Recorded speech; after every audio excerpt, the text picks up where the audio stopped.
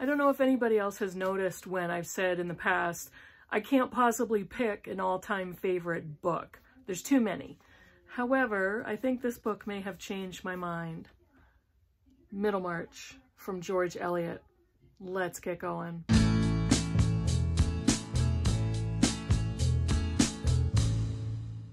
Hi BookTube, this is Kim at K. Becker's Books. And I wanted to do a hopefully quick video on one book today that I read for March of the Mammoths with Alba from Seriella. More to come about her at the end of the video. And it is Middlemarch by George Eliot. This may now be my all-time favorite book. I'm still thinking about it, but this for me was such a momentous book and reading experience. I still think there are parts of it that are not perfect. It's definitely not going to be a book for everyone. I can't recommend this to just any reader.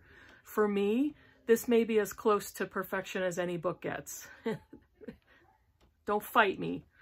So Middlemarch is written by George Eliot in the 1800s. It's Victorian English literature, and this has been called one of the most important books, one of the most important novels of all times. And the Dust Jacket says perhaps the greatest novel in the English language. George Eliot died in 1880. This book has 838 pages. 838. That's why it was read in March of the Mammoths, because it qualifies. So Middlemarch is the story of multiple perspectives. It begins with the story of Dorothea Brooke, and I assumed the novel was going to continue with Dorothea Brooke's life. It does, but it also includes several other primary characters. Dorothea Brooke would, I would say, be the main primary protagonist. But it switches perspectives throughout the novel. Dorothea Brooke and her husband, Edward Casaubon, Tertius Lydgate and his wife, Rosamond Vincy, Fred Vincy and his love for Mary Garth, and Nicholas Bulstrode, who can go between a primary and a secondary character. This novel has one of the best endings I've ever read, and it wraps up the stories of many of those people's lives. But along the way, there are secondary characters and tertiary characters that come in, and you read the effects of all of those people and those relationships. George Eliot can be super funny, and so many times Alba and I just laughed on Voxer because George Eliot is snarky and has very biting commentary on English society in the 1800s. So we laughed hysterically at times. But some of the things that George Eliot does best is discuss the human condition, and she writes characters that are flawed and that have many different nuances of personalities, temperaments, and desires. It is not as easy as saying humans are black and white, good and bad. They are all different in all different places on the spectrum of those personalities, and their minds and their souls and their hearts are not one or the other. There's ambivalence. There is broken desires and broken dreams, unexpected joys. There are all sorts of things that happen in a life that affect each of these characters very dramatically. And it says in my introduction, by the way, which is written by Francine Prose, who is a very prolific novel writer, short story writer. She's written nonfiction. She is a visiting professor of literature at Bard College, and at one point was the former president of the Pen American Center, which is a literary society in New York City. She is the one that wrote the introduction to Middlemarch, and there were so many pieces of it that I wanted to pull out to discuss the novel. On the very first page, it is written, when asked what she thought of the book, Emily Dickinson replied in a letter to her cousin, "What do I think of Middlemarch? What do I think of glory?" And I thought that was really funny and ironic because in my very short review on Goodreads, I used the word glorious to describe Middlemarch, and it made me feel like I'm in the same circle as Emily Dickinson, which is really silly. I get it, I know. But it says, more specifically, writers have looked to Eliot's remarkable human insight And that's exactly what Eliot displays throughout the novel. She's written the human condition in all of its glory and all of its nastiness. And she does it so expertly that we get to know each character as a fully developed human, not just as Dorothea Brooke as a protagonist who is good and pure and well-intentioned and has all the best motivations and the best desires and dreams for aspirations for her life. She is not that simple of a character. We read about Tertius Lydgate, who is a new country doctor to the town of Middlemarch, and he seems like a very progressive, intellectual, driven man. He is, however, very chauvinistic and hot-headed and sometimes extremely temperamental. We have Fred Vincy, who is the spoiled son of a wealthy industrialist, and his sister Rosamond Vincy, who eventually moves on to marry Tertius Lydgate. But Fred is a well-to-do, do-nothing, spoiled kind of a brat, but he's lovable and kind of goofy and makes mistakes, but never with any horrible intention. He's in love with a girl named Mary Garth, who is a very good, very well-intentioned, pure, yet very sarcastic character. And we have so many different characters that Eliot introduces us to that display the human condition in all of its dirtiness and glory. And she's an expert at writing people that are full and not, you can't nail any of them down to be one thing or have one aspect. And it also says in here, petty provincial society. Eliot is writing about a wealthy, estate-owning country society in Victorian England. It's the type of society where men are rich and industrial, and they run estates, and they go to events, and the women are sitting in their finest dresses, embroidering, waiting for husbands. A woman does not have any choice in a career or a vocation or a livelihood. She has no ambition for her future, and when she does get married, nothing typically goes to her as far as an inheritance. It would go towards a husband or a son, and often a male relative. So that's the type of society that we're talking about. The character of Dorothea Brooke has much higher aspirations for her life. She wants a higher purpose. She marries the wrong man because he is not only a wealthy reverend, I don't know how that happened, but he's highly educated, yet very dry and very boring and much older than her. Her family does not approve, and yet they allow her to get married to him anyway. And it's not until she's made that choice in her life that she knows how wrong it was. And that's basically what happens to most of the characters who form relationships or get married in the book.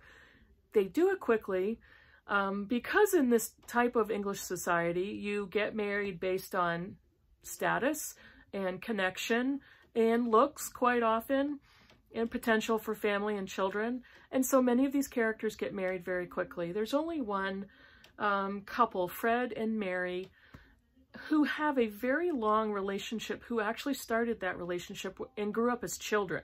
So they've known each other for quite a while. The other people with relationships in the story have not known each other very long.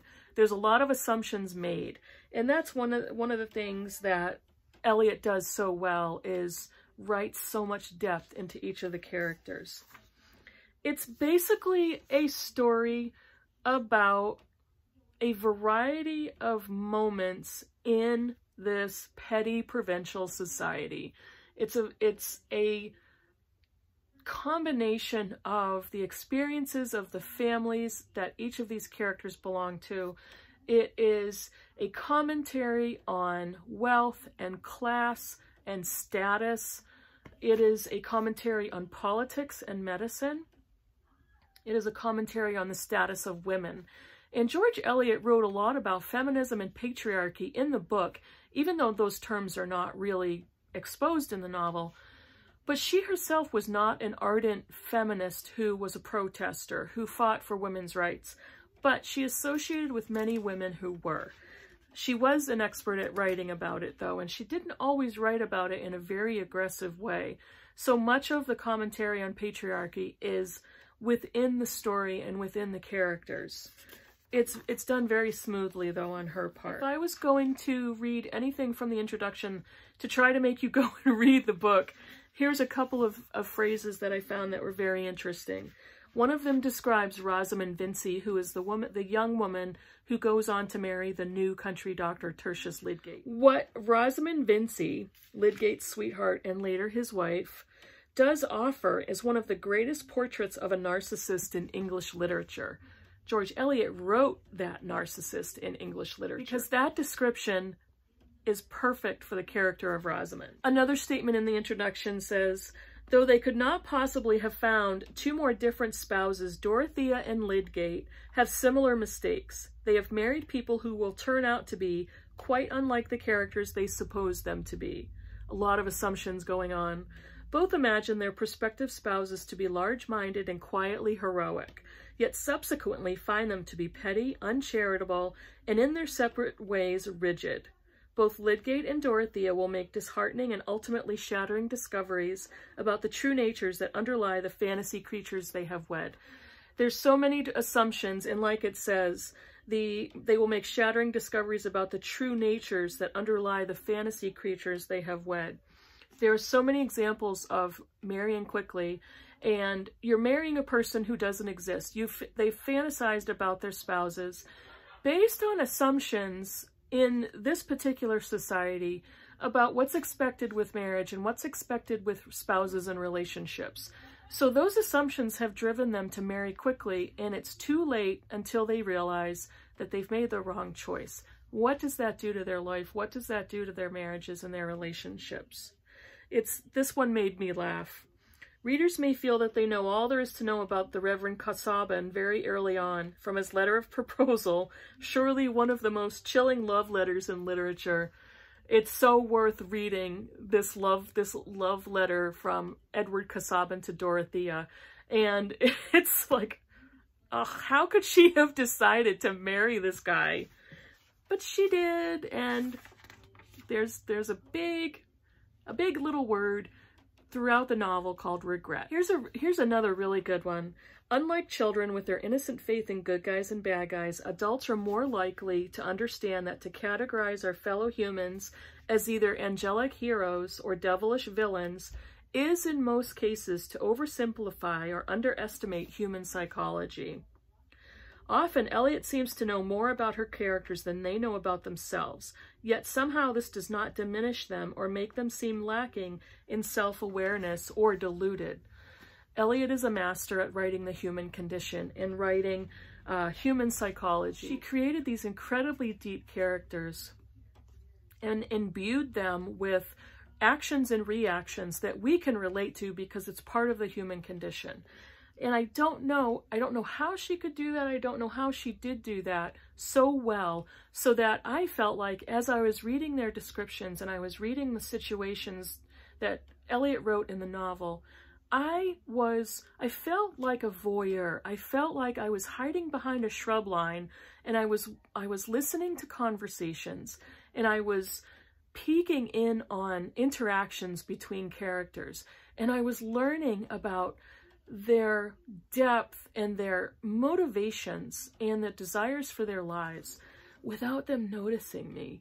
And I felt like I had to hold my breath and be super quiet so nobody would hear me eavesdropping. That's how well she wrote about their condition. Unlike other equally brilliant but rather more charming and comforting novels, Middlemarch is a book in which, again with lifelike accuracy, only a small minority of the characters get what they want, and most must settle for some compromise that promises a reasonable measure of satisfaction and happiness, if there is to be any at all. Now, one of the more important summary statements in the introduction is this one. In an essay on George Eliot, Virginia Woolf called Middlemarch magnificent, one of the few English novels written for grown-up people. That phrase is very important, a novel written for grown-up people, because I think in order to love and understand Middlemarch well, you need to come into the novel bringing life experience and the knowledge of reality And there's emotion and there's daily pragmatism, and there's a combination of the two of them that you exist with and that you see in others. That's what a more mature person would come to Middlemarch with and get more out of the density of her prose and the density of her description of a person's background, of a character's internal life of their mind and their heart. I have seen other booktubers review Middlemarch, and they don't like it at all, mostly because it's long and the language is dense. It's Victorian English language. Eliot can be very heavy in description of the human condition, of each of the characters in general. There's a lot of commentary on politics and medicine that may not relate or be relatable to an average reader. This is not a classic I would recommend to anybody, and certainly not a classics rookie or somebody who considers yourself an amateur in reading the classics. Don't start with Middlemarch, but once you feel confident, read this book along with the audio narrated by Juliet Stevenson, and I'll put a picture here so you know which one. That brought the book alive for me. I listened to it in the car when I was driving, but then when I came home, I would listen to the book as I was reading the words on the page. It was brilliant. I don't know how the woman devised so many voices and kept track of so many characters. I sat and, again, felt like I was holding my breath, just wanting to listen to her voice.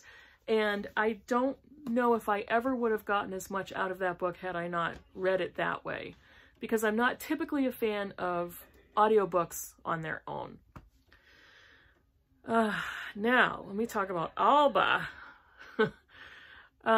Without her, I would never have enjoyed this book as much. I would never have learned as much out of the book, and I would never have learned as much about myself had I not been doing this as a buddy read with her. She is so intelligent, perceptive, articulate, and she's so funny. She's such a beautiful human being. And she asked me in a comment on a book haul if I'd be interested in doing this as a buddy read, and I jumped on it without knowing her, with only seeing her in video. So, Alba, this was such a pleasure to do this with you. I got so much out of your insight and your opinions. Thank you so much for coming along with me and suggesting this. We'll be in touch over Voxer and video. So that's it for me. I hope this opinion was not just a ramble on how much I love Middlemarch, because I really do. So, subscribe below, comment below. I'd love to talk to you more about it. I'd love to hear what you loved. If you read a very long book in March, subscribe, and I will see you soon. Bye.